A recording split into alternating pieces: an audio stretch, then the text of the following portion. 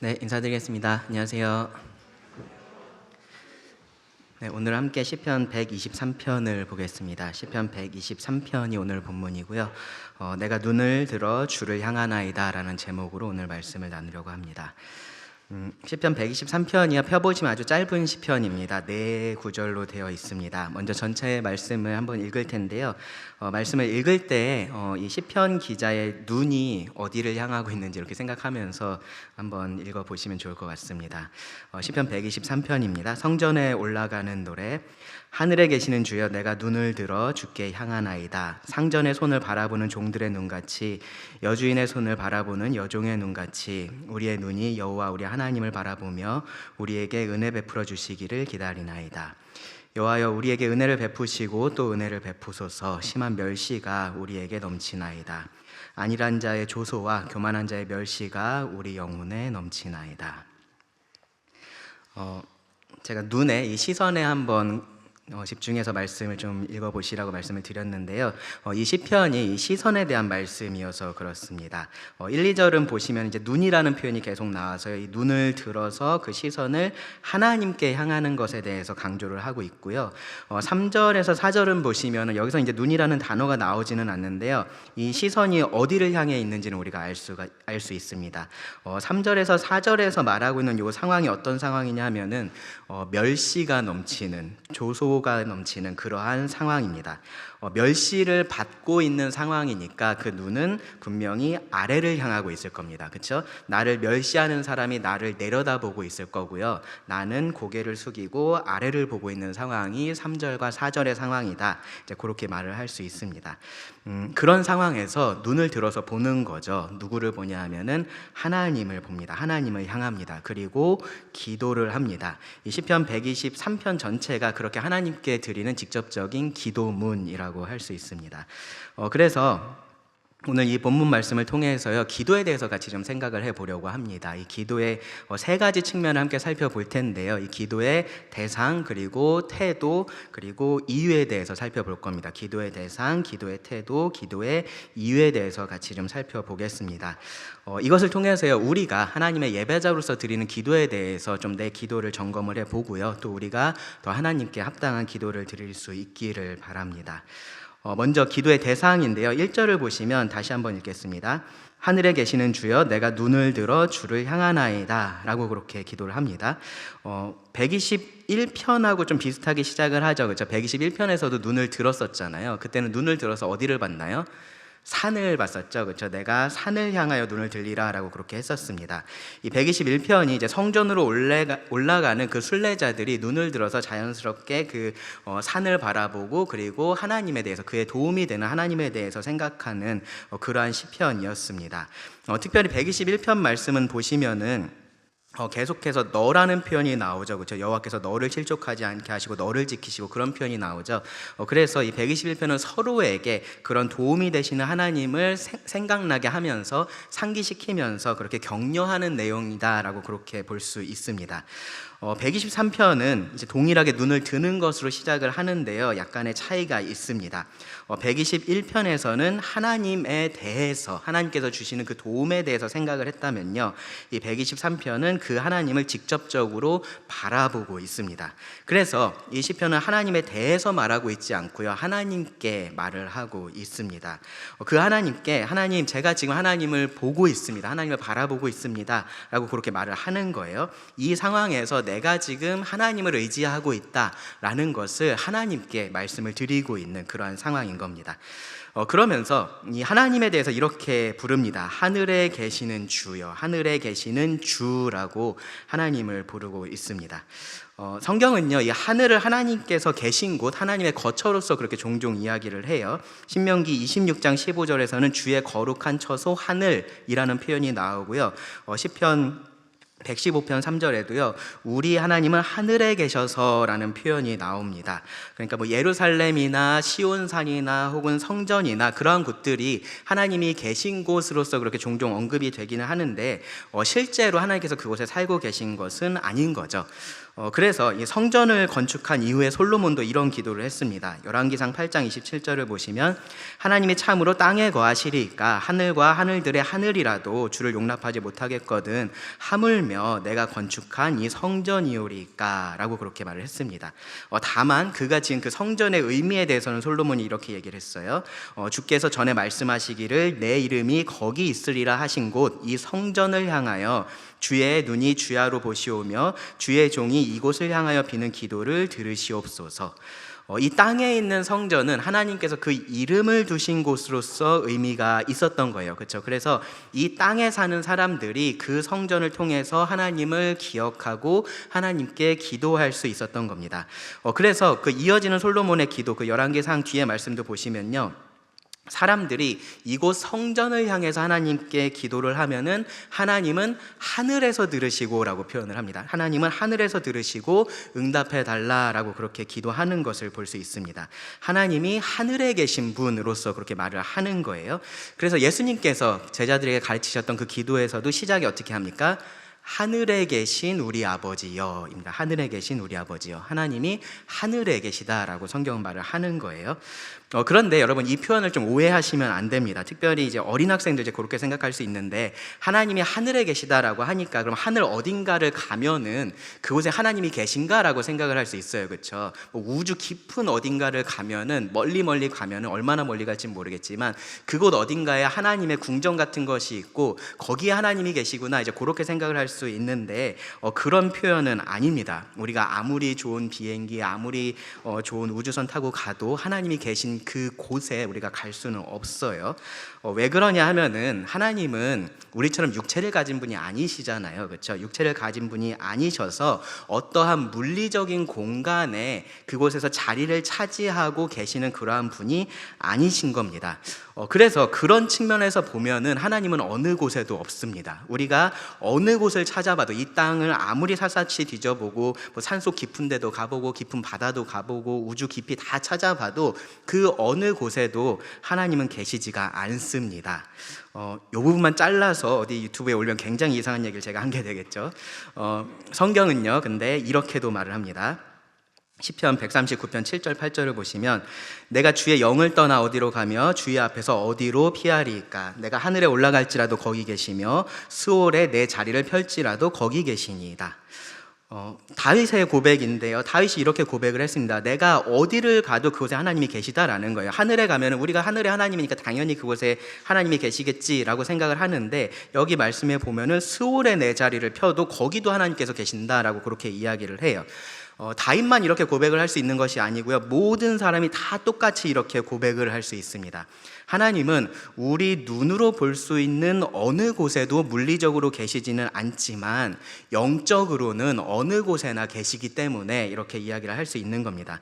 이 말은요, 누군가가 그냥 나하고 멀리 떨어져 있는데 그래도 뭐 마음만은 함께 있어 라는 그러한 의미에서 나와 함께 있다, 그러한 이야기들을 하는 게 아니에요. 하나님은 실제로 어느 곳에나 계십니다.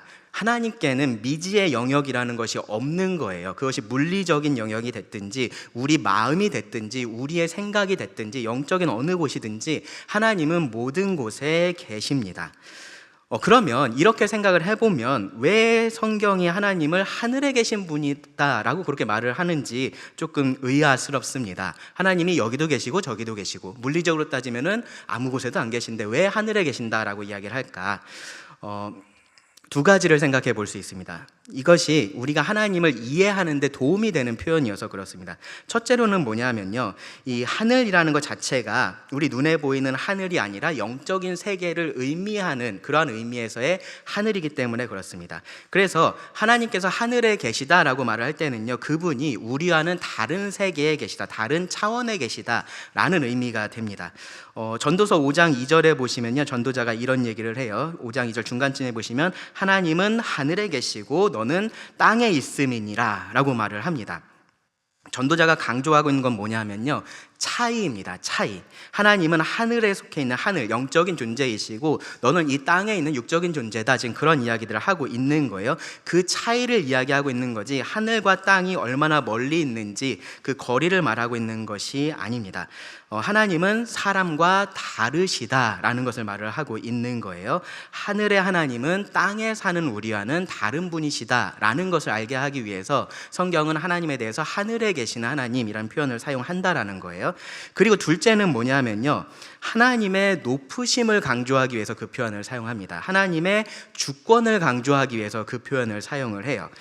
시편 11편 4절을 보시면요, 여호와께서는 그의 성전에 계시고 여호와의 보좌는 하늘에 있음이요 라고 말을 합니다. 시편 103편 19절에서도요, 여호와께서 그의 보좌를 하늘에 세우시고 그의 왕권으로 만유를 다스리시도다 라고 말씀을 합니다. 성경이 어디든지 계시는 이 하나님을 하늘에 계시다라고 그렇게 표현을 하는 이유가요, 그것이 우리가 이 하나님을 이해하는데 굉장히 자연스럽기 때문에 그렇습니다. 하나님은 우리보다 높은 곳에 계신 분이신 겁니다. 우리보다 높으신 분이시다라는 것을 우리들에게 알게 하는 겁니다. 그분은요, 우리를 포함해서 모든 것을 다스리시는 왕이십니다. 그래서 실제로 만약에 우리가 하나님을 본다면 우리는 하나님을 올려다봐야 됩니까? 내려다봐야 됩니까? 올려다봐야 되는 거예요. 그렇죠? 정말로 하늘에 계신 분으로서, 우리가 높으신 분으로서 그 하나님을 올려다봐야 되는 겁니다. 모든 면에서 하나님은 우리보다 위에 계신 분, 위대하신 분이라고 성경이 말을 하고 있습니다.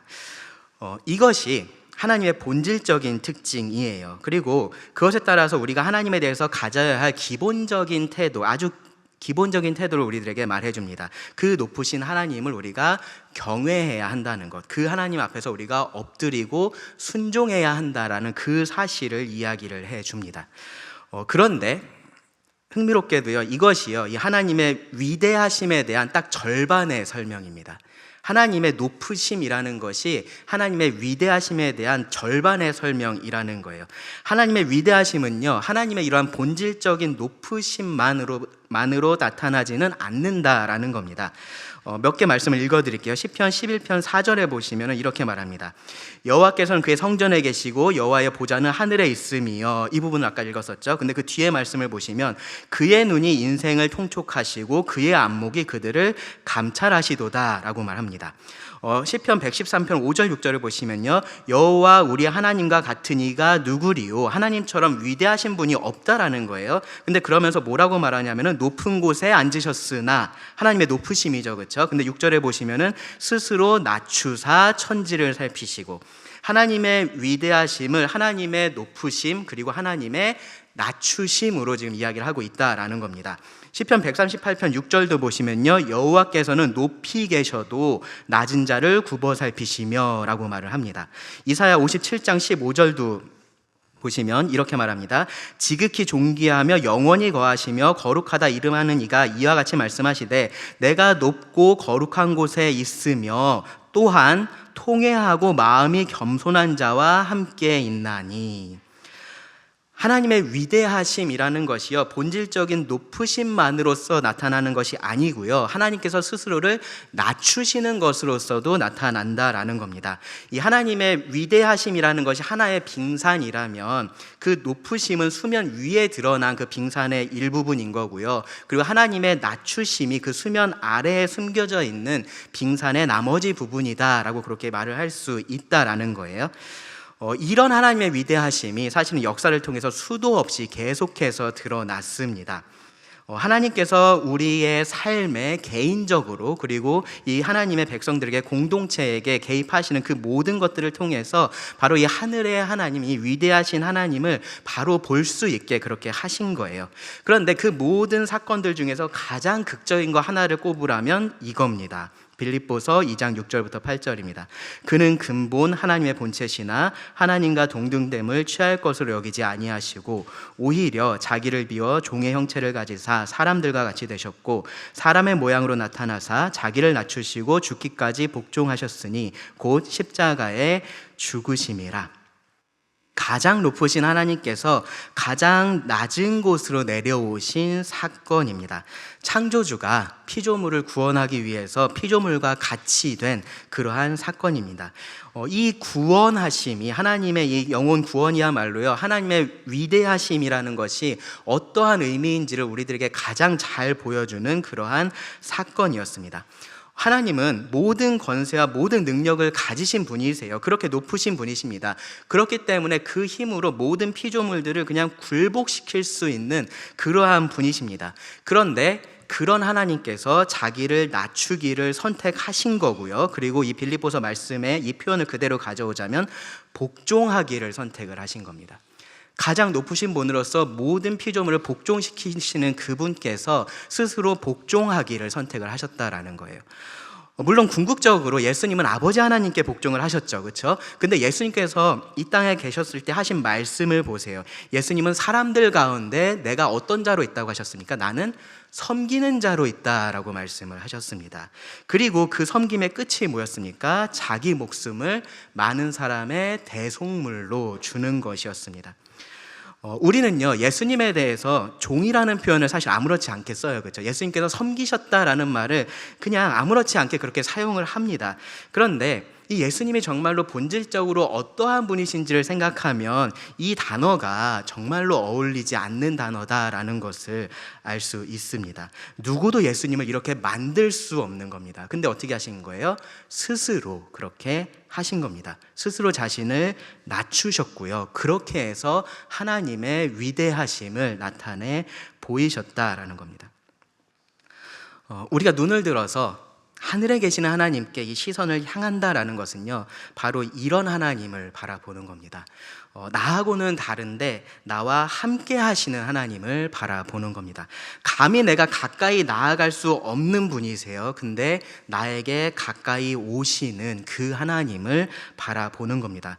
멀리서 팔짱을 끼고서 그냥 내가 잘하나 못하나 감시하는 그런 하나님께 나아가는 게 아니고요, 그 팔을 걷어붙이고 나를 돕기 위해서 오시는 그 하나님을 바라보는 겁니다.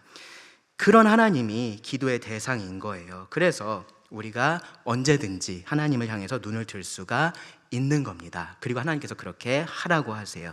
시편 50편 15절에 보시면 환난 날에 나를 부르라 내가 너를 건지르니 네가 나를 영화롭게 하리로다.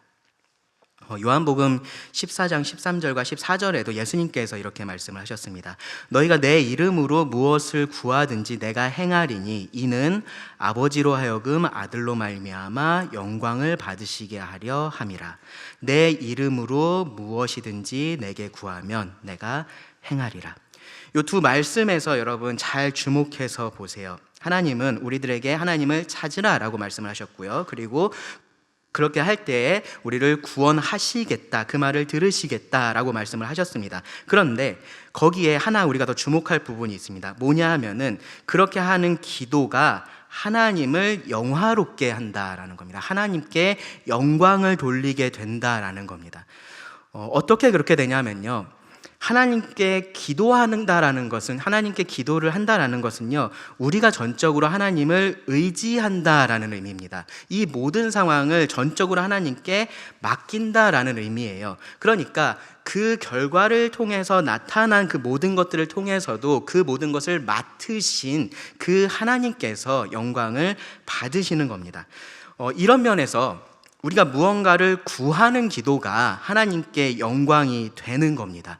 그러니까 우리는 하나님의 예배자로서 하나님께 기도를 해야 됩니다. 그렇지 않으면 하나님이 아닌 다른 무엇에 우리가 헛된 영광을 돌릴 수가 있게 되는 겁니다. 히브리서 4장 16절 말씀해 보시면 이렇게 말을 합니다. 긍휼하심을 받고 때를 따라 돕는 은혜를 얻기 위해서 은혜의 보좌 앞에 담대히 나아가라 라고 말을 합니다.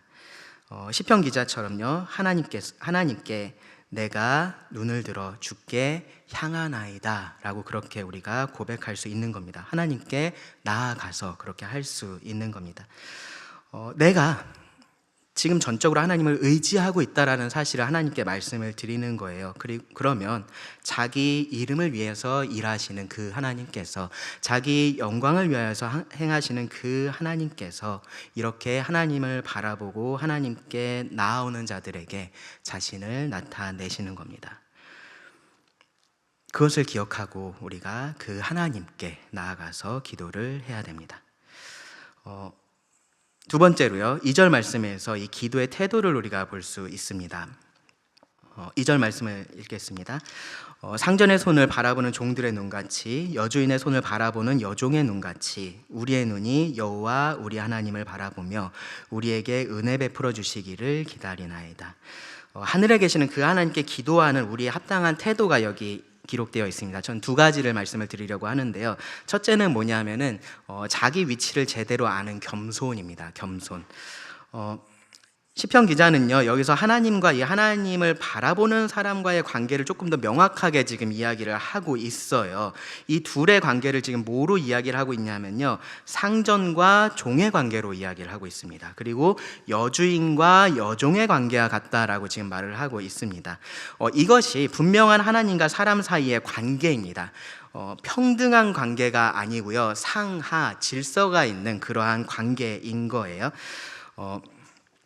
이 모습이 그 당시에 어떠한 그런 신분제에 익숙했던 그 당시 사람들한테 줬던 그런 이미지가 분명히 있을 겁니다.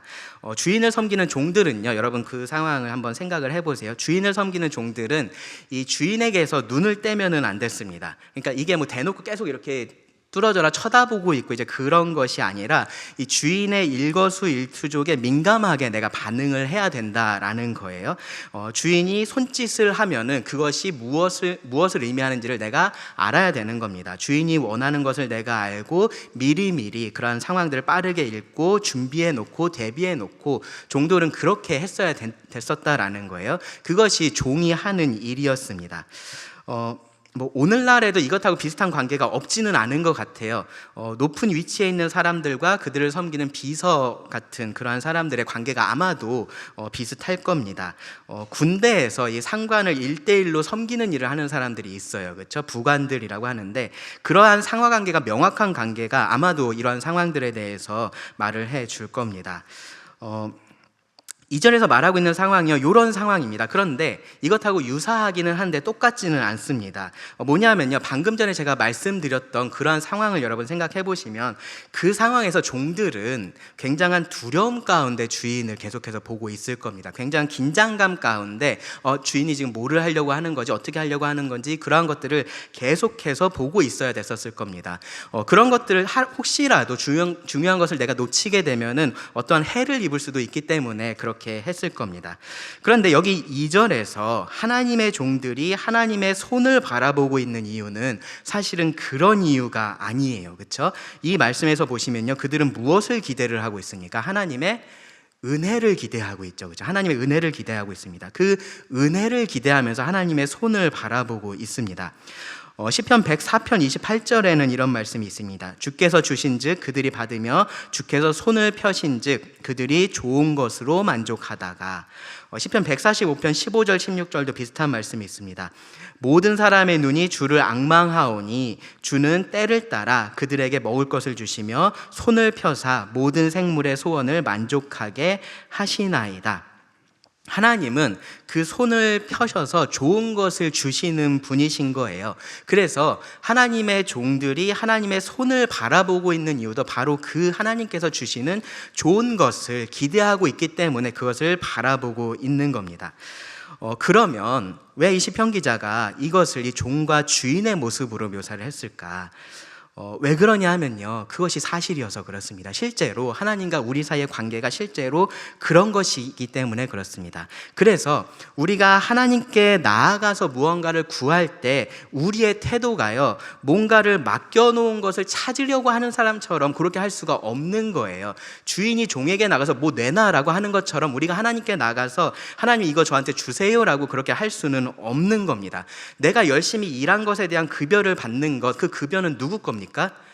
내 손에 들어와 있지 않지만 내 거죠, 그렇죠? 그러니까 가서 우리가 그것을 요구할 수 있는 당연한 권리가 있습니다. 그런데 우리가 하나님께 나아가서 무언가를 구하는 것은 그렇게 할 수 없다라는 겁니다. 마치 내 것을 하나님께서 가지고 계신 것처럼 하나님 그거 저한테 주세요라고 할 수 없다라는 거예요. 주인과 종의 관계가 사실은 그렇습니다. 예수님은 이런 말씀도 하셨어요. 누가복음 17장 7절에서 9절에 보시면 이렇게도 말씀하셨습니다.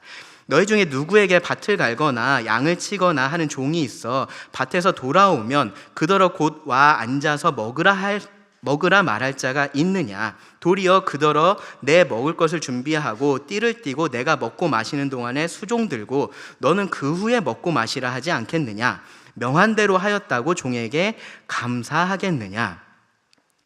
이게 주인과 종의 관계라는 겁니다. 종은 주인을 섬깁니다. 주인에게 무언가를 요구할 수 있는 그런 권리가 없어요. 그렇기 때문에 종이 주인에게 무엇을 해줬다라고 해도 주인이 종에게 감사할 이유도 없습니다. 종은 원래 주인을 섬기는 사람인 거고요. 주인은 원래 섬김을 받는 사람이기 때문에 그렇습니다.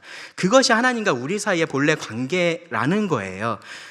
그리고 이것이 우리가 하나님께 기도로 나아갈 때 잊지 말아야 될 사실이다라는 겁니다. 그리고 그 사실이 우리의 기도의 태도를 결정을 합니다. 어떤 태도로 나아가야 됩니까? 겸손한 태도로 나아가야 되는 겁니다. 마치 내가 당연히 누려야 될 권리를 하나님께서 나에게서 빼앗아 간 것처럼, 나에게 뭔가를 주고 있지 않으신 것처럼 그렇게 불평을 하면서 하나님 이거 내놓으세요 라고 그렇게 나아갈 수 없다라는 거예요. 모든 권리를 가지고 계시는 그 하나님께서 정말로 너그러운 마음으로 나의 기도를 들어주실 것을 기대하고 은혜를 구하면서 나아가는 겁니다. 그것이 첫 번째 태도입니다. 그리고요, 또 하나 두 번째 태도가 있습니다. 뭐냐면요, 그럼에도 불구하고 포기하지 않는 확신의 태도를 우리가 가질 수 있습니다. 여기 2절 끝에 말씀을 보시면 우리의 눈이 여호와 우리 하나님을 바라보며 우리에게 은혜 베풀어 주시기를 기다리나이다 라고 그렇게 되어 있습니다. 이 뒷부분을 조금 더 정확하게 번역을 하면요, 우리에게 은혜 베풀어 주실 때까지 우리 눈이 하나님을 바라봅니다 입니다. 현대어 성경이나 우리말 성경이나 쉬운 성경을 보시면 그런 식으로 번역이 되어 있고요. 그것이 조금 더 정확한 번역이에요. 그러니까 뭐냐면요, 한번 하나님 바라보고 끝나는 게 아닌 거예요. 하나님께 한번 구하고서 끝나는 게 아닌 겁니다. 하나님께서 내가 구하는 이 은혜를 베풀어 주실 때까지 계속해서 바라보고 계속해서 구하는 것을 지금 이야기를 하고 있는 겁니다. 겸손히 구합니다. 하나님 앞에 마치 나의 권리를 찾는 것처럼 나아가지는 않아요. 그런데 동시에 확신 가운데 포기하지 않고 구하는 태도가 필요하다라는 겁니다. 앞에서 말씀드렸던 그런 겸손에 대해서 생각을 해보면요, 한편으로는 우리가 이렇게 오해할 수 있어요. 뭔가 주눅든 태도로 하나님께 나아가는 것, 그러한 태도를 생각할 수 있습니다.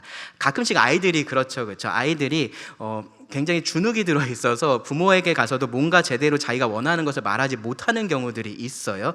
그런 것처럼 우리가 하나님께 나아가서 그렇게 구해야 하는 것처럼 그렇게 오해할 수가 있습니다. 그런데 그렇지 않다라는 겁니다. 우리는 확신 가운데 구할 수 있습니다. 하나님께 나아갈 수 있습니다.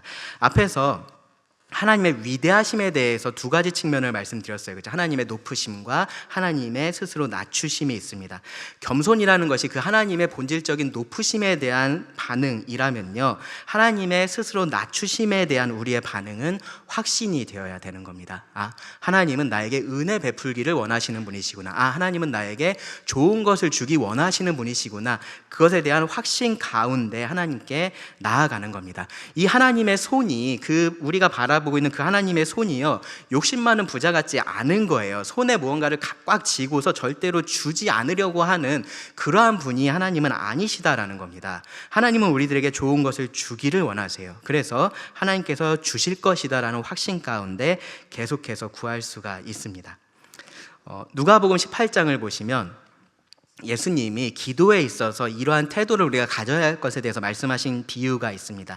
확신과 간절함이 필요하다라는 것을 말씀하신 비유가 있어요. 과부와 재판장의 비유입니다. 그 비유에서 예수님께서 강조하신 건 뭐냐면요, 포기하지 않고 간절한 마음으로 계속해서 구하는 그 과부의 태도였습니다. 불의한 재판장이었어요. 이 재판장은 하나님도 두려워하지 않았고요. 그냥 사람들도 무시하는 그런 사람이었습니다. 그러니까 과부가 와서 자기에게 무언가를 요청할 때 그것을 들어주고 싶은 마음이 조금도 없었습니다. 그런데 문제는 뭐였냐면은 이 과부가 계속해서 찾아왔다라는 겁니다. 계속해서 찾아와서 똑같은 요청을 반복을 하니까 그것이 괴로워서 그 요청을 들어주었다라는 것이 예수님의 비유였어요. 예수님의 비유에서 그 재판장은 악한 사람입니다. 근데 그런 악한 사람조차도 이런 간절한 요청을 들어주었으면 예수님의 결론은 이겁니다. 그러면 하물며 선하신 하나님께서는 더욱더 그렇게 하지 않으시겠느냐라는 겁니다. 누가복음 18장 7절에서 말씀합니다. 하물며 하나님께서 그 밤낮 부르짖는 택하신 자들의 원한을 풀어주지 아니하시겠느냐, 그들에게 오래 참으시겠느냐. 이것이 하나님께 나아가는 자가 가질 수 있는 확신인 거예요. 하나님은요, 귀찮다고 기도를 듣지 않거나 분노하거나 그러지 않으십니다. 그러니까 하나님께 나아가는 자는 확신을 가지고 간절한 마음으로 구할 수 있습니다. 기도의 응답에 대해서 우리가 배웠던 분들 아마 기억이 나실 텐데요. 하나님은 기도에 대해서 크게 세 가지로 응답을 하십니다. 뭐가 있죠? 그래, 아니, 기다려입니다. 그렇죠? Yes, no, wait. 그렇게 이제 아마 공부했던 거 기억을 하실 텐데요. 이론적으로 그렇다는 것을 우리가 아는 것이 중요한데, 근데 여러분 실제로 기도하실 때 생각해 보시면 이 응답을 구분하는 것이 쉽지 않다라는 것을 아실 거예요. 그래라는 것은 하나님께서 어느 순간에 구한 대로 응답을 해 주시면은 하나님께서 이 기도를 들어주셨구나, 그래라고 말씀하셨구나, 우리가 알 수 있습니다. 그런데 이 기다려라는 것은요, 어느 순간에 하나님께서 기다려라고 그렇게 말씀해 주지 않으세요. 그렇죠? 우리가 기도하고 나서 어느 시간이 되면 하나님께서 내가 지금 당장은 모르겠는데 일단 기다려봐, 그런 식으로 말씀을 하시 않으십니다. 그러면 우리가 이제 그때 혼란스럽게 시작합니다. 이게 기다리라는 응답인지 아니면 아니라고 말씀을 하시는 것인지 우리가 잘 모르겠을 때가 있습니다. 그럴 때 우리는요, 어떻게 해야 되냐 하면은 일단은 내가 하나님의 뜻 안에서 잘 구하고 있는지, 제대로 구하고 있는지를 점검을 해 봐야 됩니다. 그리고 만약에 내가 그렇게 하나님의 뜻 안에서 구하는 것이 확실하다면 그럼 어떻게 해야 되는 거냐면요, 계속 구해야 되는 겁니다. 계속해서 간절하게 구해야 되는 겁니다. 어떻게 될지 모르겠다라는 마음이 들 수도 있는데요, 이 응답하시는 하나님에 대한 확신을 가지고 계속해서 구해야 되는 겁니다. 결국은 어떻게 하나님께서 응답하실지 우리가 다 알 수는 없습니다. 하지만 나의 기도가 헛되지는 않을 것이다 라는 확신 가운데 간절히 구하는 겁니다. 그것이 예배자로서 우리가 기도하는 합당한 두 번째 태도입니다.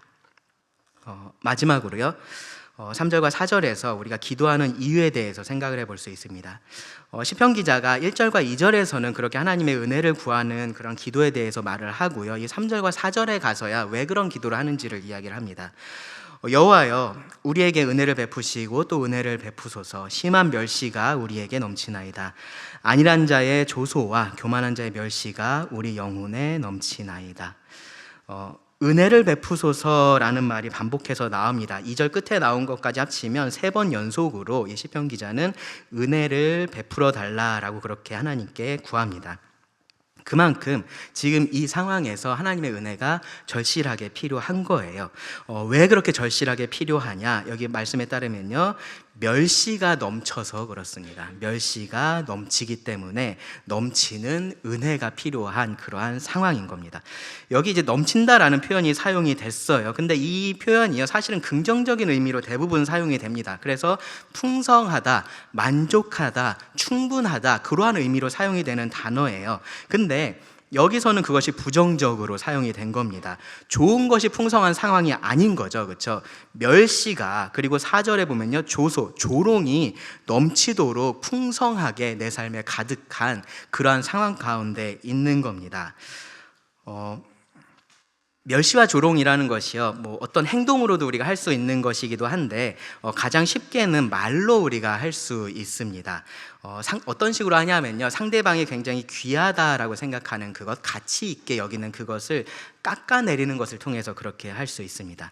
그렇게 해서 상대방을 무너뜨리는 것이 멸시와 조롱의 효과입니다. 몇 가지 우리가 성경의 예를 좀 생각해 볼 수 있는데요, 지금 묵상 노트를 통해서 묵상을 하시는 분들은 열왕기 하 말씀을 읽으셨을 텐데 히스기야 왕 때에 이 유다를 점령하려고 올라왔었던 그 아수르의 전령인 랍사게가 사실은 정확히 이런 일을 했었던 겁니다. 히스기야에게 있어서 중요했던 것, 그리고 그 유다 백성에게 있어서 가장 중요했던 것이 뭐냐면은 하나님을 의지하는 것이었어요. 하나님을 의지하는 것이었습니다. 근데 랍사게가 그것이 아무런 효과가 없을 거야, 너네가 그거 아무리 믿어도 너희가 믿는 하나님은 그렇게 할 수 없어 라고 하면서 멸시를 했습니다. 근데 여러분 생각해 보시면 랍사게가 이런 말을 했다고 해서 하나님을 의지하는 것이 효과가 없어지는 것은 아니죠. 그렇죠? 실제적으로 어떠한 변화를 가져오는 그러한 말은 아니에요. 그런데 뭐는 할 수 있냐 하면은 그 하나님을 의지하려고 했었던 그 사람들의 마음은 무너뜨릴 수가 있습니다. 그 사람들이 하나님을 의지하지 못하게 만들 수는 있는 거예요. 그래서 이 히스기야의 사람들은요, 랍사게가 그런 말들을 막 하니까 뭐라 그랬냐면은 이 백성들이 알아듣지 못하게 유다 말로 하지 말고 그냥 아람 말로 해주십시오라고 그렇게 했습니다. 왜냐하면은 그런 말들을 들을 때 그 백성들의 마음이 무너질 것을 염려해서 그렇게 한 겁니다. 느헤미야와 유다 사람들이 성벽을 재건을 했습니다. 그렇죠? 포로기에서 돌아와서 그들이 성벽을 재건했어요. 근데 그때 산발락과 도비아라는 사람이 똑같이 이러한 일을 했습니다.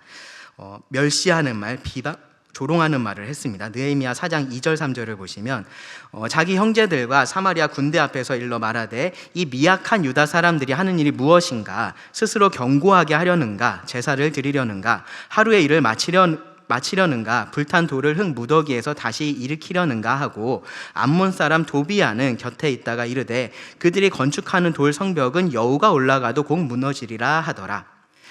이렇게 말한다고 해서 실제로 그 성벽에 여우가 올라가서 무너지는 것은 아닌 거죠. 그렇죠? 그렇습니다. 그런데 앞에서 말씀드렸었던 것하고 마찬가지로 이 멸시와 조롱이 사람의 마음은 무너뜨릴 수가 있는 겁니다. 그들을 좌절하게 만들 수 있는 겁니다. 특별히 지금 이 상황은요, 지금 힘든 상황 속에서 이 사람들이 의욕을 가지고 이것을 지금 하려고 하는 그런 상황이잖아요. 그렇죠? 그냥 편한 상황에서 뭔가를 하고 있는 상황이 아닙니다.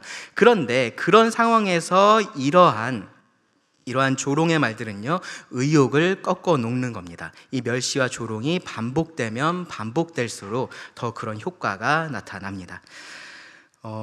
시편을 보면요, 특별히 다윗의 시편을 보면은 다윗이 이런 어려움들을 많이 겪었었던 것을 우리가 볼 수 있습니다. 대표적으로 시편 22편을 우리가 볼 수 있는데요, 시편 22편 6절에서 8절을 보시면 다윗이 이렇게 말을 했어요.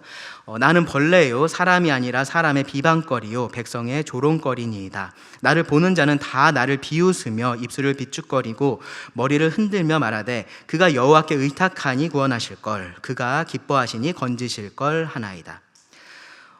여기서 다윗을 멸시하고 조롱하는 자들은요, 다윗과 하나님 사이의 그 관계의 의문을 제기를 했습니다. 네가 하나님을 의지하고 하나님은 너를 기뻐하시니까 하나님이 너 구원하지 않을까? 그런 식으로 지금 이야기를 하고 있는 거예요. 근데 지금 현실에서 다윗은 어떻습니까? 고난을 당하고 있습니다. 그렇죠? 그 상황을 보면서 지금 이 상황을 조롱하고 있는 겁니다. 사실 그 고난 중에서요, 다윗이 가장 고통스러웠던 부분도 사실은 그 부분이었어요. 시편 22편의 1, 2절을 보시면 처음에 이렇게 시작을 합니다. 내 하나님이여 내 하나님이여 어찌 나를 버리셨나이까? 어찌 나를 멀리하여 돕지 아니하시오며 내 신음소리를 듣지 아니하시나이까? 내 하나님이여 내가 낮에도 부르짖고 밤에도 잠잠하지 아니하오나 응답하지 아니하시나이다. 이미 이러한 상황 때문에 그 마음이 많이 지금 무너져 있는 상황인 겁니다. 하나님 왜 저를 버리셨습니까? 하나님 왜 제 기도를 듣지 않으십니까? 그러한 말이 나오고 있는 그러한 상황인 거예요. 근데 그런 사람을 지금 이렇게 조롱을 하는 겁니다. 멸시를 하는 겁니다. 그 연약한 마음을 완전히 무너뜨리려고 하는 일들인 겁니다. 시편 42편에 보시면 고라 자손도 비슷한 멸시와 조롱에 대해서 말을 해요. 42편 10절에 보시면 내 뼈를 찌르는 칼같이 내 대적이 나를 비방하여 늘 내게 말하기를 너의 하나님이 어디 있느냐 하도다. 그런 상황에서 낙심하지 않으려고 스스로에게 이렇게 다짐하는 말씀도 있습니다. 11절 보시면 내 영혼아 네가 어찌하여 낙심하며 어찌하여 내 속에서 불안해하는가? 너는 하나님께 소망을 두라. 시편 123편의 저자는요, 특별히 이런 멸시와 조롱이 4절을 보시면 안일한 자와 교만한 자를 통해서 온다라고 그렇게 말을 했습니다. 안일한 자와 교만한 자. 교만한 자는 우리가 시편에서 자주 봤었던 그런 표현이에요. 그렇죠? 하나님을 대적해서 그 마음이 높아져 있는 악인들을 의미하는 그러한 표현입니다. 안일한 자도요, 사실은 비슷한 표현인데요. 어떤 사람을 말을 하는 거냐면은 하나님 없이 자기 스스로 만족하면서 사는 그러한 사람입니다. 이들은요, 세상 속에서 충분히 만족하고 충분히 즐기면서 사는 그런 사람들인 거예요. 그 삶이 옳다라고 믿고 있는 그런 사람들인 겁니다. 그들의 눈에 이 하나님을 섬기는 사람들이 이해가 되지 않는 그런 사람들입니다. 그래서 그들을 멸시와 조롱의 대상으로 그렇게 삼았었던 겁니다. 이런 멸시와 조롱이 낙심의 이유가 될 수 있습니다. 하나님을 열심히 섬기는데 그것 때문에 멸시와 조롱을 당하면 그것이 낙심의 이유가 될 수 있고요. 조금 더 나아가면 불만의 이유가 될 수도 있고 불평과 원망의 이유가 될 수도 있습니다. 하나님을 섬긴다고 내가 이렇게 살아왔는데, 내가 이런 고생을 했고 이런 수고를 했는데 겨우 이게 그 결과인가라는 그런 생각이 들어서 그렇습니다. 잘 아시는 시편 73편의 아삽이 정확히 그런 상황이었어요. 아삽이 묘사한 그 악인들의 모습이요, 지금 여기서 말하고 있는 이 안일한 자들 그리고 교만한 자에 대한 정확한 묘사입니다. 그들은 하나님이 없는 듯이 그렇게 살았습니다. 근데 잘 살았습니다. 네, 그들은 잘 살았습니다. 그들은 평안했고요, 그들은 부유했습니다. 다른 사람들은 고난을 당하는데 이 사람들은 고난을 당하지를 않았습니다. 얼마나 스스로 만족하면서 이 세상에서 살았겠습니까? 그런 모습을 보면서 아삽이 거의 자기가 넘어질 뻔했다라고 그렇게 고백을 해요. 그러면서 마음을 깨끗하게 하고 죄에서 벗어난 삶을 살아온 것이 참으로 헛되구나라고까지 그렇게 말을 합니다. 가상의 상황인데요, 시편 73편에서는 이 정도까지 말을 하진 않습니다. 근데 가상의 상황인데요, 만약에 그런 악인들이, 그런 안일한 사람들, 교만한 사람들이 아삽하고 가까운 친구였다라고 한번 여러분 상상을 해보시기 바랍니다. 그 친구들이 이제 찾아오는 거죠. 이 사람들은 부자입니다. 어디 아프지도 않아요. 건강하고 아주 잘 삽니다. 자녀들도 아주 좋은데, 좋은 대학 같은데, 그때 대학이 있었는지 모르겠지만 하여튼 그렇게 잘 성공적인 삶을 살고 있다라고 그렇게 가정을 해보겠습니다. 그들이 아삽을 찾아와서 이야기를 하는 겁니다. 뭘 그렇게 힘들게 사냐? 뭘 그렇게 힘들게 살고 있냐? 우리가 어떻게 성공했는지 한번 들어봐라 라고 하면서 그 성공담을 늘어놓는 겁니다. 어떻게 다른 사람들 속여갖고 돈을 많이 벌었는지, 얼마나 운이 좋아서 이렇게 편하게 살 수 있게 됐는지, 그런 이야기들을 자랑 삼아서 쭉 늘어놓는 겁니다. 한참 그 이야기를 하고 나서요, 이제 집을 떠나면서 이렇게 돈을 줍니다. 그러면서 야, 그래도 너도 아내하고 자식들이 있는데 맛있는 거라도 이거 갖고 좀 사 먹어봐 라고 하면서 돈을 주고 떠났다라고 한번 그렇게 생각을 해보세요. 여러분, 그 돈이 굉장히 고마울까요? 그렇지 않겠죠. 그 돈 쓰고 싶을까요? 쓰고 싶지 않을 겁니다. 그렇죠? 근데 그 속에서는요, 그 돈이 필요하다는 생각이 드는 거죠. 나한테 저 정도 돈이 있으면 얼마나 좋을까? 저 돈이면은 아내한테, 아이들한테 맛있는 거 먹일 수 있을 텐데, 막 그런 마음이 생겨납니다.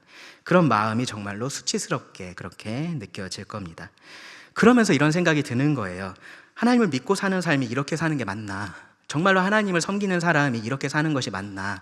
그런 생각이 드는 겁니다. 그것 때문에 낙심이 되는 겁니다. 그리고 한편으로는 화도 나고요, 불평의 말도 나오고요, 원망의 마음도 생겨날 수 있는 겁니다.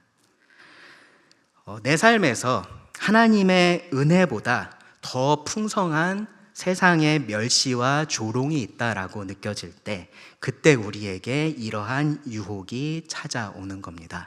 하나님께 감사하고 하나님을 예배하기보다 그 하나님께 불평의 말을 쏟아내고 그 하나님을 원망하고 싶은 그러한 유혹이 우리들에게 찾아오는 겁니다. 그런데 그 상황에서 이 시편 기자가 어떻게 한 겁니까? 그 상황을 불평의 이유로 삼지 않은 겁니다. 원망의 이유로 삼지 않은 겁니다. 무엇의 이유로 삼았습니까? 기도의 이유로 삼았습니다. 그리고 우리들도 그렇게 해야 됩니다. 하나님을 원망하고 불평하는 것이 아니고요, 하나님이 어떠한 분이신지를 생각하고요, 그 하나님의 은혜의 손을 다시 한번 바라봐야 되는 겁니다. 세상을 부러운 눈으로 그렇게 바라보는 것이 아니라요, 눈을 들어서 하나님께로 그 눈을 향하는 겁니다. 그리고 나서 세상을 우리가 바르게 바라보는 겁니다. 처음에 말씀을 드렸었던 것처럼요, 이 시편 123편은 시선에 대한 시편이에요. 우리의 관점에 대한 시편입니다. 이 세상 속에서 우리가 어떻게 살아갈지를 결정하는 것은요, 우리의 시선을 어디에 두고 있느냐입니다. 우리의 시선이 이 세상에만 고정되어 있고 여기서 벗어나지를 못하면요, 지금 내가 겪고 있는 이 모든 것들은 고난일 뿐이고요, 그냥 괴로움을 주는 그러한 일들일 뿐입니다. 내 삶에서 없어야 나한테 더 좋은 것들일 뿐이에요. 하나님께서 약속하신 은혜라는 것, 하나님께서 약속하신 영원한 삶이라는 것, 그냥 그리스도인들의 정신승리처럼 그렇게 느껴지게 될 겁니다. 우리의 시선이 이 세상에만 고정되어 있다면 그렇습니다. 그런데 우리의 시선이 이 세상에서 하나님으로 옮겨지면요, 우리가 눈을 들어서 하나님께로 향하게 되면 모든 것이 다르게 보이고요, 모든 것이 다르게 느껴지기 시작할 겁니다. 이 고난이라는 것이 오히려 더 하나님을 의지하게 하고 하나님께 나아갈 수 있게 하는 그런 촉매제가 되는구나라는 것을 알게 될 겁니다. 하나님을 경험하고요, 하나님이 어떤 분이신지를 알게 하는 수업이 되는구나라는 것을 알게 될 겁니다.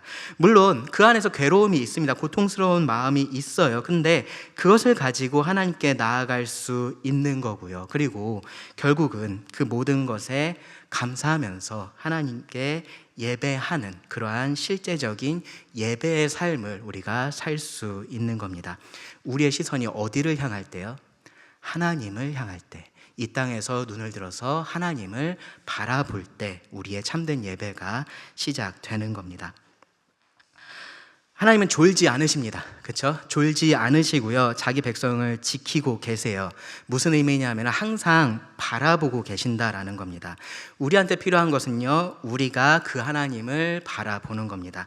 우리의 눈이 위에 계신 그 하나님을 향하면요, 하나님의 눈은 이미 나를 바라보고 있었구나라는 것을 우리가 알게 될 겁니다. 그렇게 하지 않았을 때는 하나님이 나에게 관심도 없는 것 같고 나의 기도를 듣지 않으시는 것 같고 나를 버리신 것 같이 그렇게 느껴질 텐데, 내가 하나님을 바라보면 하나님은 계속해서 나를 바라보고 계셨고 나를 보호하고 계셨구나, 지키고 계셨구나라는 것을 알게 됩니다. 그리고 그 손에 가득한 그 은혜를 우리가 볼 수 있게 됩니다. 여러분, 하나님을 바라보시기 바랍니다. 여러분, 눈을 들어서 하늘을 향하시기 바랍니다. 기도하고 말씀을 마치겠습니다.